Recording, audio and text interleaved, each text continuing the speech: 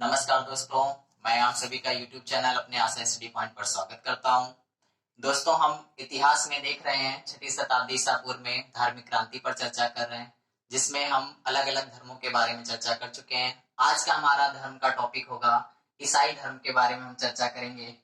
आपके एग्जामिनेशन में जो भी यहाँ से महत्वपूर्ण प्रश्न हो सकते हैं उन पर हम वन बाय वन चर्चा करते हैं।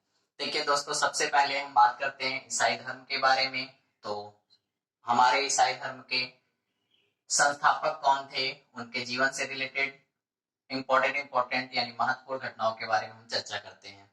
देखिए, पहला क्वेश्चन अगर आपके एग्जामिनेशन में पूछता है ईसाई धर्म का संस्थापक कौन थे, तो आप ईसा मसीह जी को लगाते हैं, जिसे बाद में जीसस की उपाधि दी गई थी।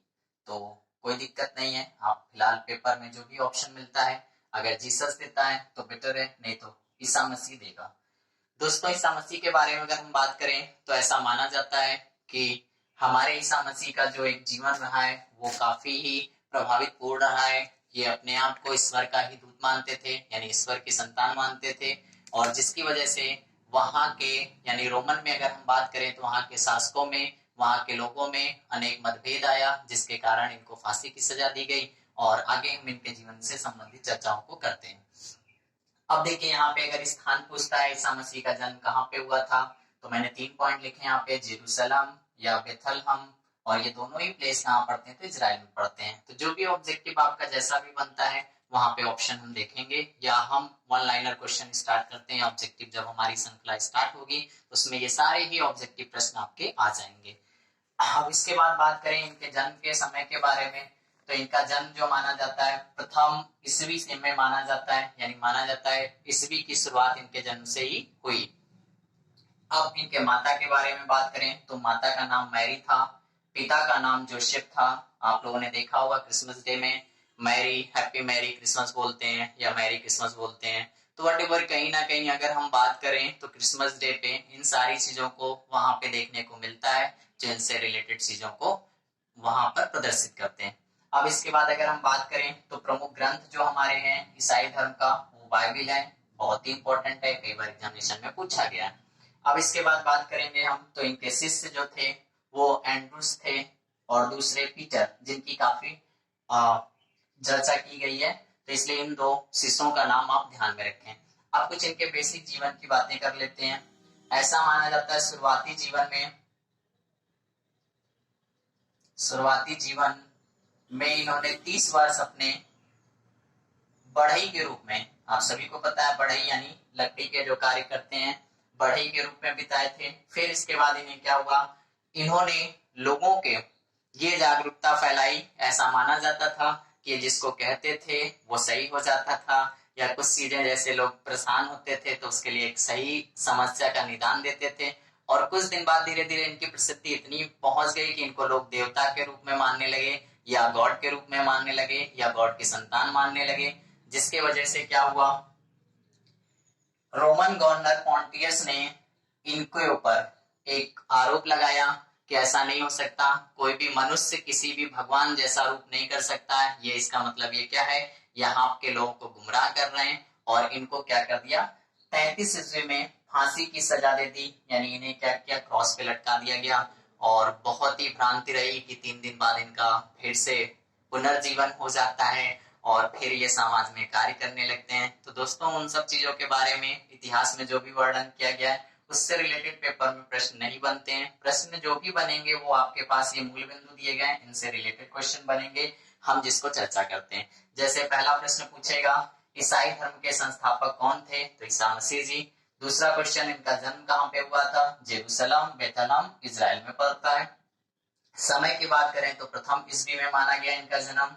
माता का नाम पूछता है तो मैरी को याद रखें, पिता का नाम पूछता है तो जोसेफ को याद रखें, पवित्र ग्रंथ पूछता है तो बाइबल को याद रखें। इनके प्रमुख शिष्यों के बारे में अगर पूछा जाता है तो एंड्रूस और पीटर के नाम को याद रखें। और मृत्यु के बारे में अगर पूछता है तो 33 ईस्वी में रोमन गवर्नर पॉन्टियस द्वारा इन्हें फांसी दे दी गई थी, तो फांसी के द्वारा इनकी मृत्यु मानी जाती है। अब दोस्तों, एक त्योहार के बारे में बात करते हैं। आप सबको पता है ईसा मसीह के जन्म दिवस को ही 25 दिसंबर क्रिसमस डे के रूप में मनाया जाता है। यानी उस दिन को पूरे भारत में, क्या पूरे विश्व में जो लोग ईसाई धर्म को मानने वाले होते हैं, अपने इस त्योहार को बड़े धूमधाम से मनाते हैं और अपनी परंपरा को निभाते हैं। तो उम्मीद करता हूं दोस्तों आपको ईसाई धर्म से संबंधित सारी चीजें समझ में आई होगी। चलिए दोस्तों, नेक्स्ट धर्म है हमारा पारसी धर्म के बारे में चर्चा करते हैं। फारस से उत्पन्न एक धर्म जो फारस के लोग मानते हैं। पारसी धर्म से रिलेटेड कुछ चीजें हम लोग देखते हैं। देखिए दोस्तों, इस धर्म के बारे में बहुत ज्यादा जानकारी नहीं मिली है और अलग अलग किताबों में अलग अलग चीजें मिली है। तो उम्मीद करता हूं दोस्तों एग्जाम की दृष्टि से वो सारे बिंदु इंपॉर्टेंट नहीं होते हैं जिनमें आपके अलग अलग आंकड़े होते हैं, अलग अलग उसमें जानकारियां दी जाती है। तो यहाँ पे उन जानकारियों का साझा किया जाता है जो जानकारियां आपके पेपर की दृष्टि से इंपॉर्टेंट होती हैं और कहीं ना कहीं इतिहास एनसीईआरटी बेस पर इन जानकारियों की पुष्टि की गई है। चलिए देखते हैं पहले क्वेश्चन।